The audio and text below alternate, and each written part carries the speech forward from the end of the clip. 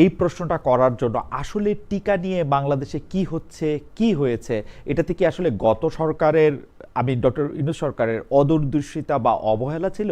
আমি প্রথমে ডক্টর জাবিনকেই জানতে চাই, তারপর আমরা ডক্টর চক্রবর্তীর কাছ থেকে এটি জানতে চাইবো যে এটা কি অদূরদর্শিতা, এটা কি অবহেলা, এটা কি একটা মিসম্যানেজমেন্ট, এটা কি এখনো এটা ম্যানেজ করার সুযোগ রয়েছে কিনা কোনো কুইক কোনো স্টেপস নিয়ে?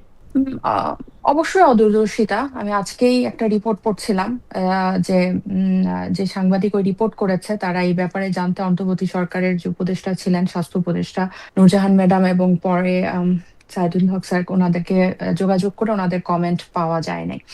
এবং তারা যে উম, অন্তর্বর্তী সরকার সংস্কারের প্রজেক্ট হিসেবে এই ভ্যাকসিন কেনাতে একটা পরিবর্তন এনেছিল, যেটা ভালো, কিন্তু এটা সামাল দিয়ে উঠতে পারে নাই আমি যতটুকু জানলাম। এবং এই পুরা টিকাদান প্রক্রিয়াটাই একেবারেই ইন্টারাপ্টেড ছিল, যার কারণে হামের মতো একটা যেই রোগ অনেকটা চলে গেছে দেশ থেকে, সেটা আবার এত বাজেভাবে প্রাদুর্ভাব হলো এবং খুব অল্প সময়ের মধ্যে অনেকগুলো বাচ্চা মারা গেল। এবং এটার পাশাপাশি অদূরদর্শিতা এবং আমাদের হোল হেলথ সিস্টেমের পার্ট হিসেবে আপনি জানেন যে অন্তর্বর্তী সরকারের সময় অনেকেই বিভিন্ন দাবি দাওয়া নিয়ে আন্দোলন করেছে, তারপর কাজ বিরতি দিয়েছে। এরকম হেলথ অ্যাসিস্ট্যান্ট কিন্তু, মানে স্বাস্থ্য সহকারী যারা আসলে এই টিকাদান কর্মসূচিগুলোর সাথে যুক্ত, তারাও কিন্তু কর্মবিরতিতে ছিল।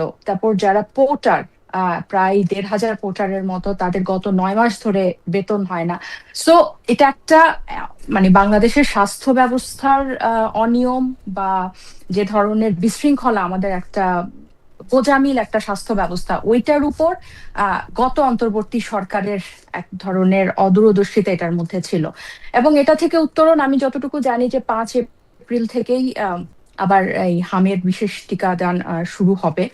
এবং সো আমি আশাবাদী যে এটা সামাল দিতে পারবে এই সরকার। আমি একতরফা ভাবে এই সরকারের আহ, শুরুতে আপনি যেরকম বলছিলেন, যে আমি ফেসবুকে এটা নিয়ে লিখেছি যে স্বাস্থ্যমন্ত্রী কেন আমাদেরকে পরিষ্কার করে জানাচ্ছেন না যে টিকার মজুদ আছে কিনা।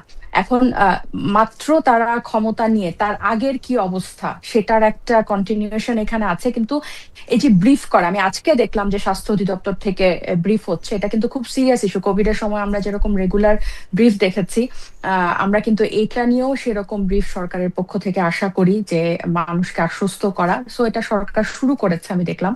এবং 5ই এপ্রিল কিন্তু তারা টিকাদান কর্মসূচি শুরু হবে সারা দেশে হামের। কিন্তু যেটা নিয়ে আমি কনসার্ন জানাতে চাই, ধরেন হামে যখন বাচ্চা মারা যাওয়া শুরু হলো, তখন এটা নিয়ে কিন্তু অনেক তোলপাড় শুরু হলো। কিন্তু ডাব্লিউএইচও থেকে আমেরিকা বের হয়ে যাওয়ার পর এই যে তহবিল সংকট, এটা নিয়ে কিন্তু আমাদের দেশে যে টাইফয়েডের টিকা, তারপর জরায়ুর ক্যান্সারের যে টিকা মহিলাদেরকে দেওয়া হয়, এটা সহ আরো অনেক টিকা কিন্তু তাদের তহবিলে বা তাদের সহায়তায় কিন্তু চলে। সো এগুলার মানে একদম রোগের প্রাদুর্ভাব হয়ে মানুষ মারা যাওয়া শুরু করলে যাতে এটা নিয়ে তোড়জোড় না হয়, তার আগে থেকে যাতে এটার টিকাগুলোর মজুদ সরকার নিশ্চিত করে, সেই আহ্বান থাকবে। আরেকটা হচ্ছে রোহিঙ্গা ইস্যু। এবারও কিন্তু হামটা শুরু হয় জানুয়ারির শুরুর দিকে, রোহিঙ্গা এবং ঢাকার বাইরে রাজশাহী, ময়মনসিংহে। সো সেখানে রোহিঙ্গাদের ওই ওই ক্যাম্পগুলোতে স্বাস্থ্যসেবার কি অবস্থা? কারণ আমরা জানি যে এটার সহায়তা কিন্তু বাইরে অনেকগুলো সংস্থা থেকে আসে। সো আমাদের দেশে গত 2 বছরে যে ধরনের সরকার পরিবর্তনের একটা ডামাডোল বা একটা নিয়ম মানে এখনো ফিক্স হয় নাই, শেপে আসে নাই।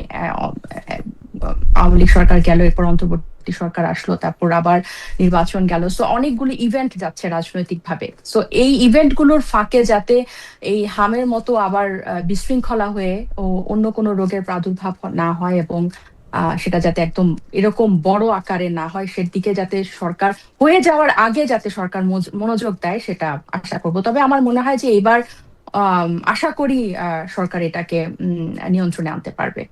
ডক্টর জাবিন, আপনাকে ধন্যবাদ।